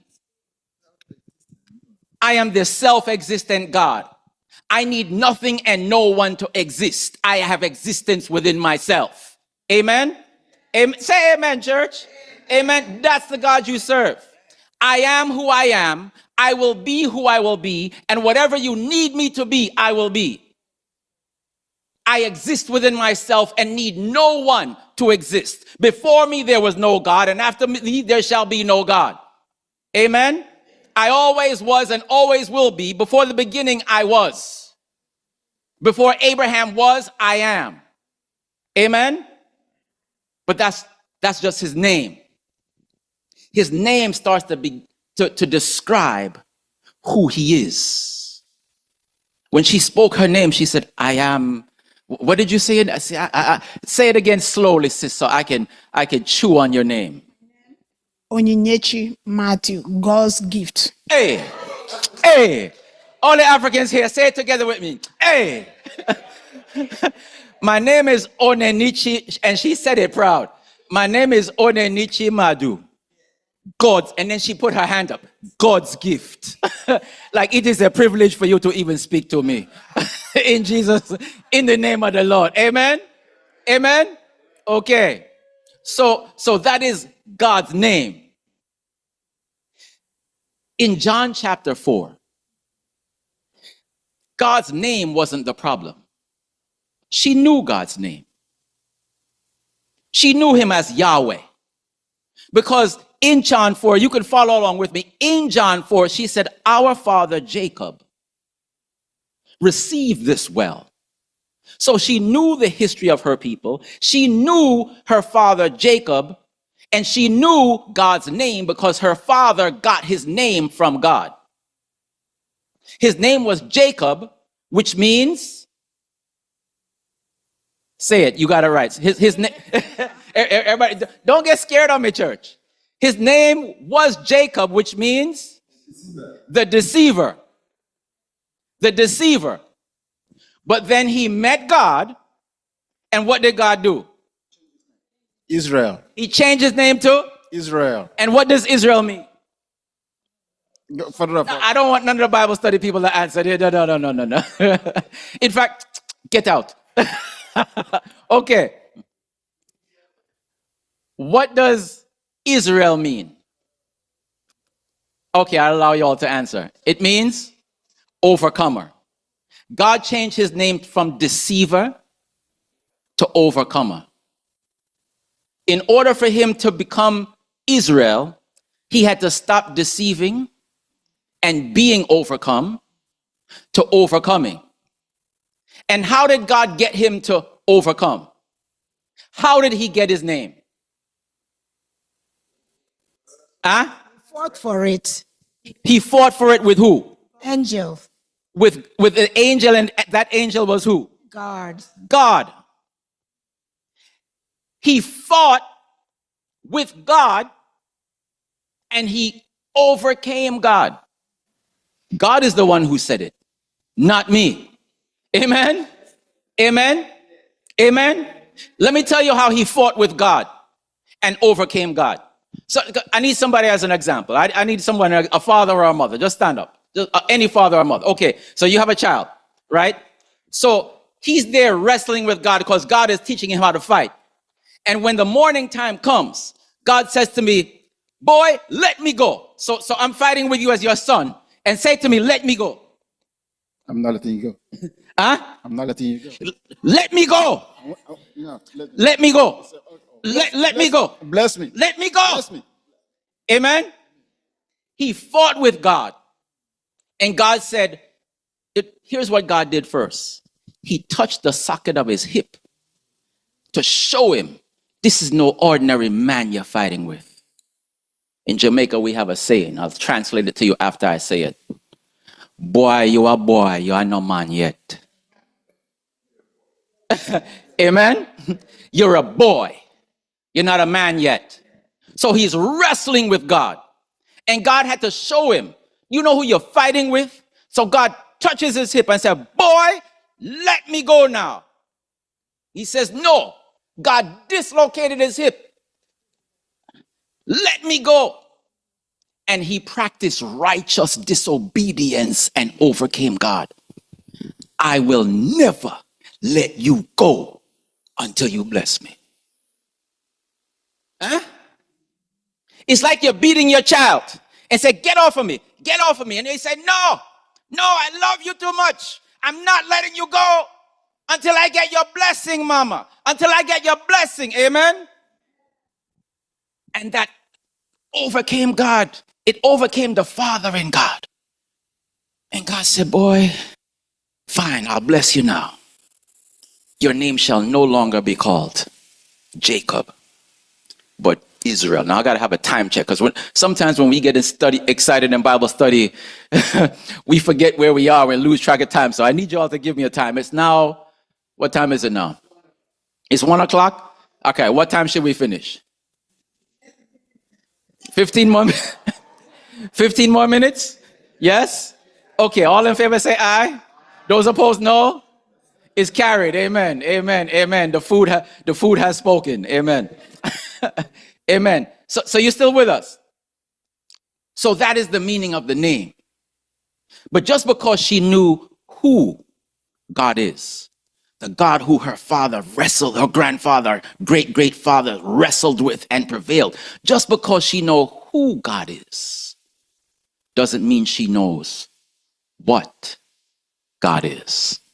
You see, because knowing who God is didn't prevent her from committing the sin she was committing. So it wasn't a who problem, because we know who God is, but we still go out and lie. We still go out and commit our favorite sin. Even after we just get off of our knees in fasting and prayer and knowing who God is and calling on his name, we still go back in sin. Her problem was not that she knew who God is. Her problem was she did not know what God is. And that's what verse 22 says. He said to her, woman, you're still caught up in your sin. You know I'm a prophet. You know your father Jacob. You know who God is. You know that there is a prophet prophesied to come. She was a Seventh-day Adventist woman. How do I know there was a Seventh-day Adventist? She was a Seventh-day Adventist woman? Because Sunday was not a Sabbath yet. There was only one Sabbath. So she spoke about worship on the mountain on Sabbath. So she was at least a seventh day. But how do we know she was an Adventist? Because in the text, she spoke prophecy. She said, I know that the Messiah is about to make his first advent. And when he comes, he shall show all things. And what did Jesus say to her? I am he. I that speak to you am he. The Messiah has come. The prophecy has fulfilled. But she was still in her sin. She knew who God was. She knew who her father served. She knew the Sabbath. She knew about worship. And she was asking, but she still didn't know the one thing she needed to understand to, like her father, overcome. You see, her father Jacob knew who God was also, but he still struggled with sins.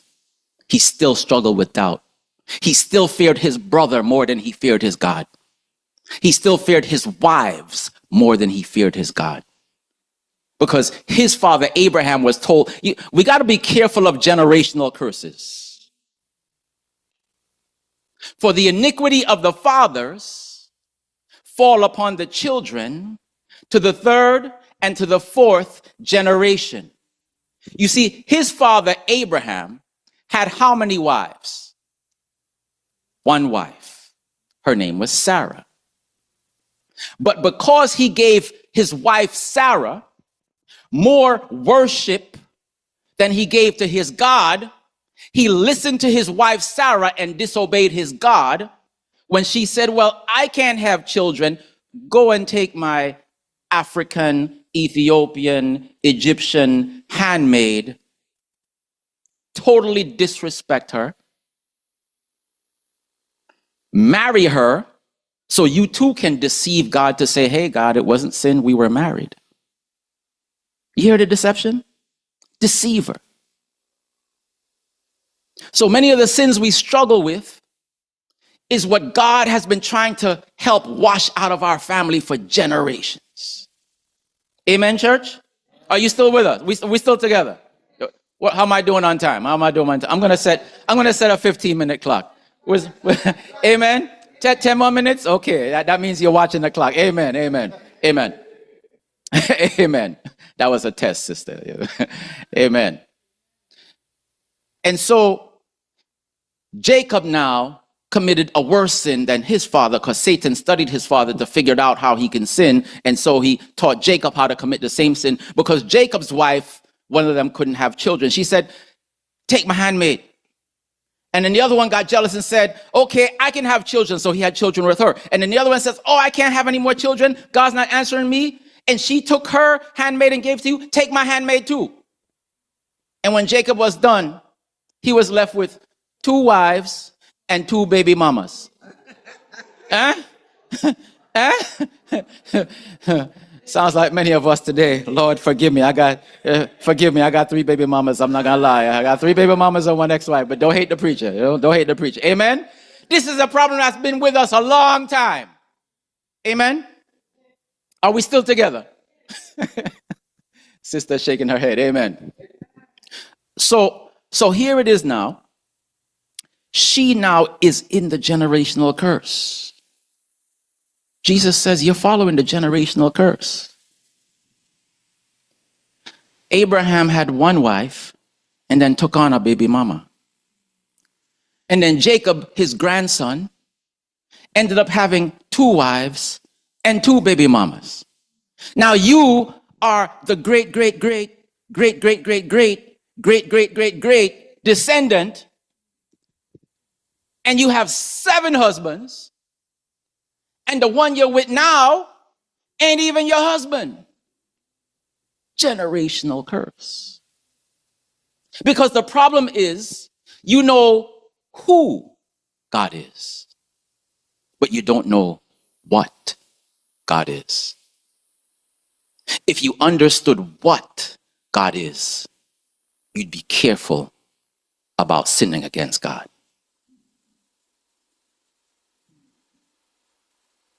Let's make that sink in a while ago. You see, what we are flesh and bones. We're limited to time and space. If that husband wants to go cheat with that baby mama, he leaves her time and her space, and he goes to her house. He does what he does because in the flesh, he's limited to time and space. But the Bible says God is not a man. What does John 4 say God is? Because I got to wrap up in the 8 minutes I have left. I see I'm counting now, sis. What does John 4 say God is? That is the answer to helping us avoid our sin. What does John chapter 4? Open up your Bibles and look through John chapter 4. God is a spirit. God is a spirit, and we're going to wrap up. God is a spirit. His name gives an indication of what he's capable of as a spirit. He's not limited. Some spirits are limited. God is not limited. He's not limited to time and space. So when we say, God, are you here with me? I never left you. I've always been here. David said, where can I go and hide from God? He's a spirit. If I go into the depths of the ocean, he's there, literally, actually. Wherever I go, if I can go up into the stars and escape like Jonah, he's there. A spirit is not flesh and bones. What is a spirit? Come on, we gotta because if we don't finish this, then we are not gonna end. In order for us to end in how much time we got? 6 minutes, 5 minutes. We have to finish sharing this. So we said we know God. We know his name and we know he's a spirit, but how can we say we know God when he said he's a spirit and we don't know what a spirit is? Amen? So let's answer this question and then let's wrap up. What is a spirit? Because we say it all the time. Oh, Holy Spirit. We say a lot of good religious words. Oh, Holy Spirit. Spirit of God, send your spirit. We say spirit, spirit, spirit, spirit. In Jamaica, we say, my spirit can't take them.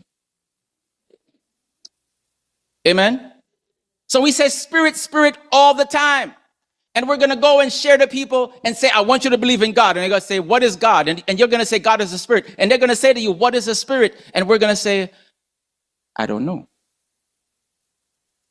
And a good African is going to say, well, when you find out, you come back and tell me. But until then, we can't talk. We have nothing to talk about.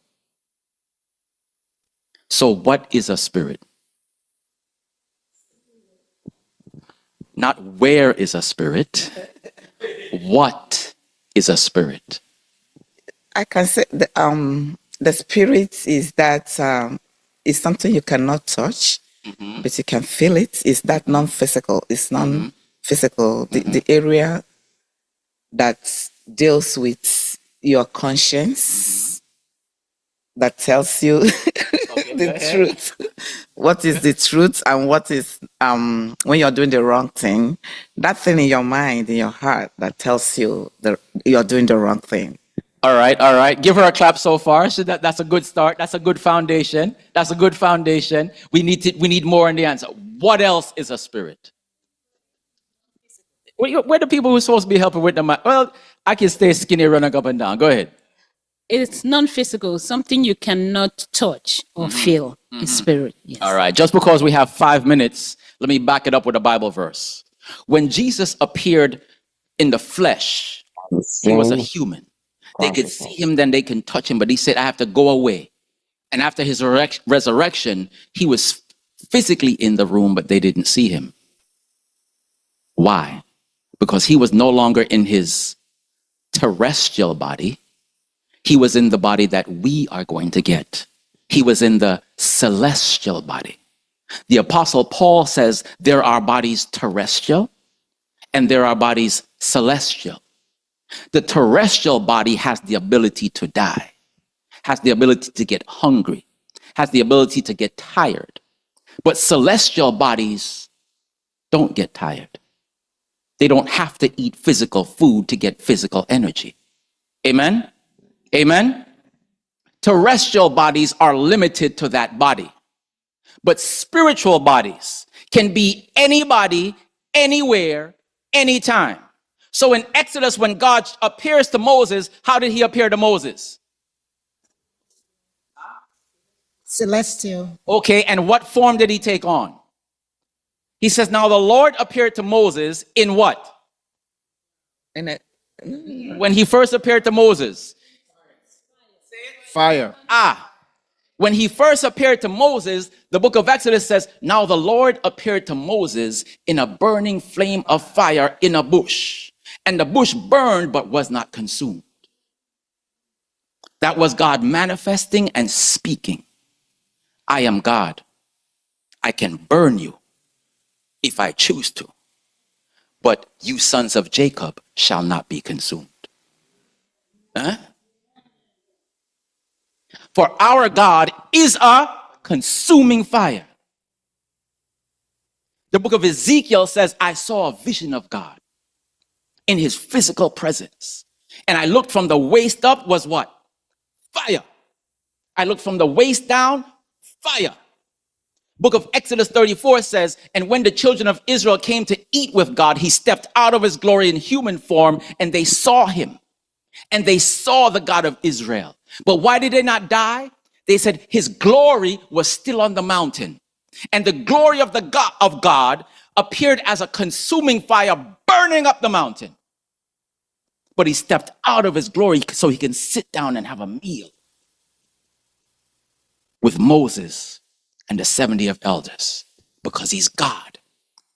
He can be sitting at a meal with you while his glory is still up on the mountain. He can step out of his glory and step back into his glory. When Moses says, can I see your face? He says, no, because I'm back in my glory. When I was out in my glory, you saw me. But when I step back into my glory, if you see me, you will surely die. Eh? What is God? He's a spirit that's not limited to time and space. That's why he said, if you knew the gift of God and who it was that was standing here speaking to you, I would not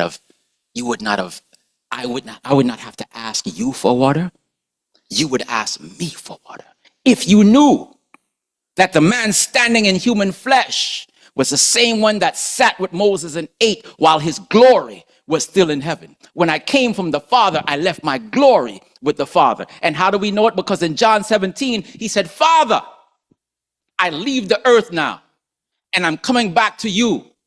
Glorify me with the glory that I had with you before I came. And when I come again, I'm not coming in my flesh, I'm coming in my glory. And whosoever has sinned will burn with fire. But whoever is in Christ is in his glory. For Christ in us, the hope of glory. Huh? So it's not God who's going to kill man. God says, man's sin shall kill man. What is God? If she knew that while she was there messing with women's husbands, the Spirit of God was right there next to her, right there with her. In fact, she couldn't even do what she did without the power of God in her, giving her the ability to sin against the God who gave her his breath and his power to use that to sin against him in his very presence. And we think we're any worse. It's my words. I say what I want. God says you shall give an account for every word you shall speak, because it is my breath you are using for your words. You shall give every account according to behold, I come quickly, and my reward is with me to give every person according to their works. Because it is my power and my breath you're misusing against me to do evil and expect I'm going to save you. And when you're lusting in your mind, because the body is the temple of God, and my spirit is in you because you get baptized, you have the nerve. I'm here in the chambers of your mind, speaking with you in prayer. And then you start bringing somebody into your mind spiritually and committing all kind of acts with them in your mind in my very presence. Woman, you know who God is. But you need to know what God is. Because if you knew what God is, he would have given you living water. And not only would you never thirst anymore, because that's how you got into sin. You were thirsty. Lord, I'm praying for 20 years and you still didn't send me the right husband. First one was no good, he was mean. Second one was cheap. Third one, I didn't really like him. She was thirsty. I need to find a good husband.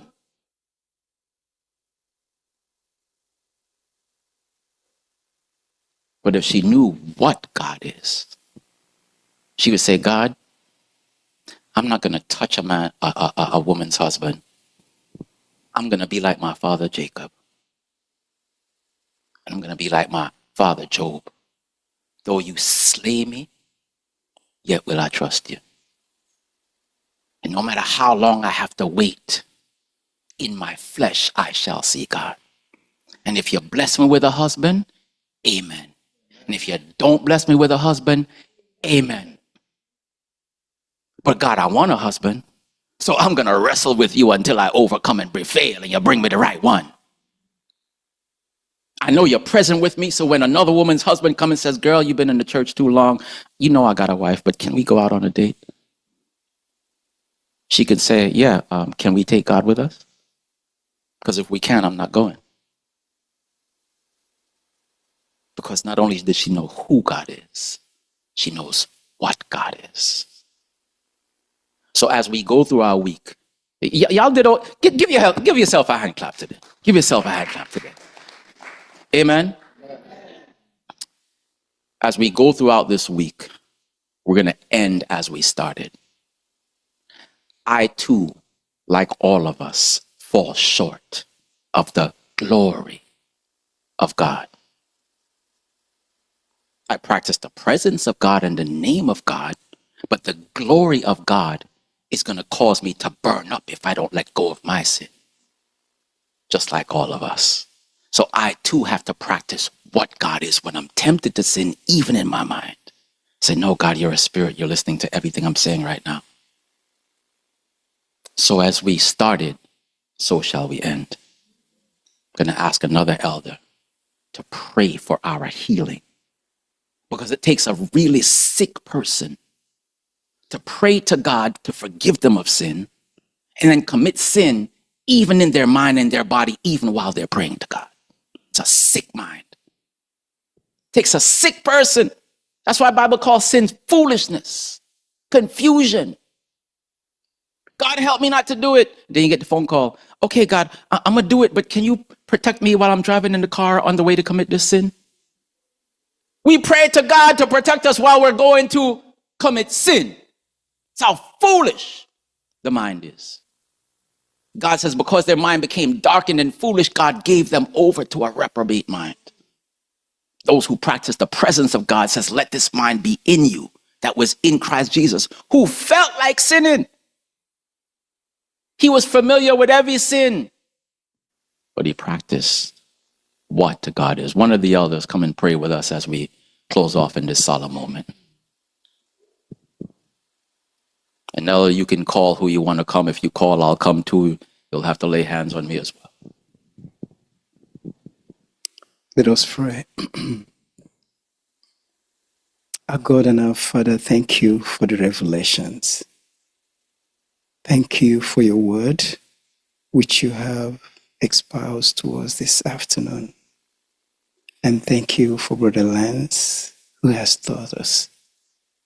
Thank you for the sins that we have committed and we don't know, but now we know. Thank you for the way we're doing things that will change from now above. Thank you for the gifts that you have given us. We've also learned that you are a spirit and that you're always there, even when we are sinning. So, Lord Jesus, going forward, we are promising, mighty Jehovah, and we ask for your strength. We ask for your guidance. We ask for your leadership in our lives, as we now know that you will go with us at all times. We know that you will be with us and you will continue to guide your children, because you now give us a new heart so that we can look forward to seeing you, knowing who you are, knowing that you are God, and knowing what God is. Thank you, O Lord, because you've answered our prayers. In Jesus' name we pray. Amen. Nearer, still nearer, close to thy heart. Draw me, my Savior, so precious thou art. Fold me, oh, fold me, close to thy breast. Shelter me safe in the heaven of rest. Shelter me safe in the heaven of rest. Nearer, still nearer, nothing I bring, not as an offering to Jesus my King. Only my sinful, now contrite heart, grant me the cleansing thy blood doth impart. Grant me the cleansing thy blood doth impart. Nearer, still nearer, Lord, to be thine. Sin with his full is I gladly resign. All of his pleasures, pomp and his pride. Give me but Jesus, my Lord, crucified. Give me but Jesus, my Lord, crucified.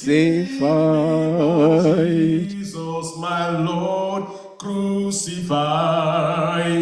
Give me but Jesus, my Lord, crucified. Nearer, still nearer, while life shall last, till self in glory my anchor is cast. Through endless ages, ever to be nearer, my Savior, still nearer to thee.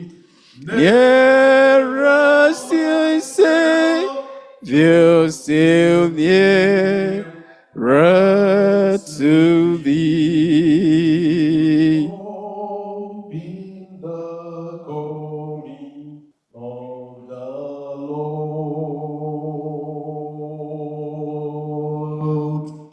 We have this hope that burns within our hearts, hope in the coming of the Lord.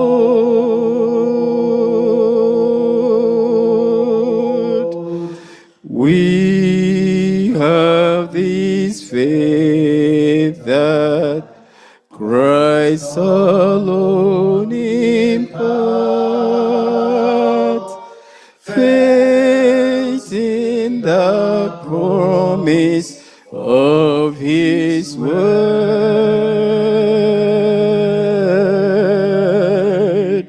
We believe the time is here when the nations far and near shall awake and shout and sing, Hallelujah, Christ is King.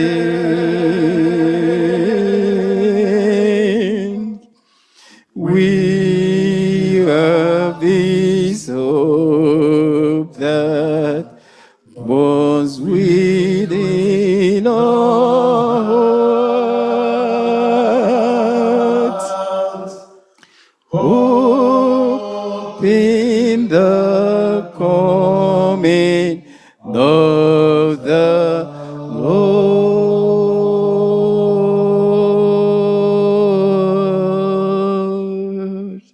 This is a quiet moment between you and your God who is Spirit. Today we know what God is. And today we've also confessed our sins, knowing that God is Spirit and is everywhere. So let's ask God to empower us. Give us a double portion of His Spirit. Lead us aright as we go walk into a new week. Thank Him for all the blessings of today. O God, our help in ages past. Thank you, mighty Jehovah, because we have heard your word today, right from morning till this hour. Thank you for the time we have invested in hearing your word. If we have done anything amiss today, Lord, we ask you to take our hands and lead us in the right path as we walk into a new way, because we have asked in Jesus' name.